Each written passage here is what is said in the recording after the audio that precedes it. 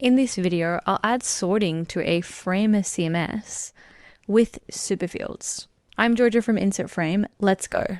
So this is the project that I just showed you, and you can see that I've got my two sorting inputs here. Now let's start from a fresh canvas. So now I've opened a new page and I've added the Superfields collection component. Now this is the heart of everything that connects to Superfields.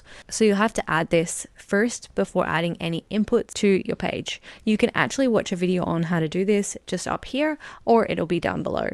But once you have added this to your canvas, we can open back up the plugin. We can go to inputs and we can start dragging in our inputs that we want to use. And you can pull in all the sorting inputs that you'd like. I'm just going to use the dropdown for today.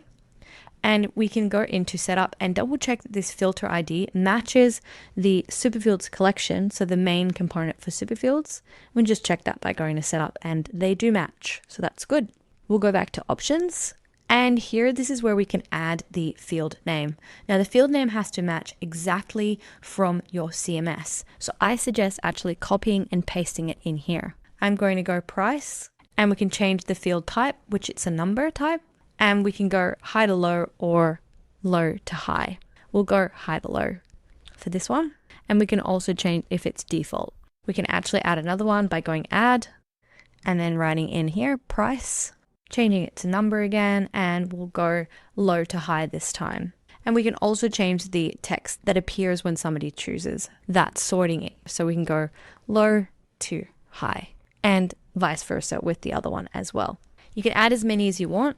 You can go newest, first, top rated, whatever fits your content. You can also go into one of your options and set one as default so that the collection loads already sorted. Now that's it for sorting. You can add as many sorting inputs as you'd like.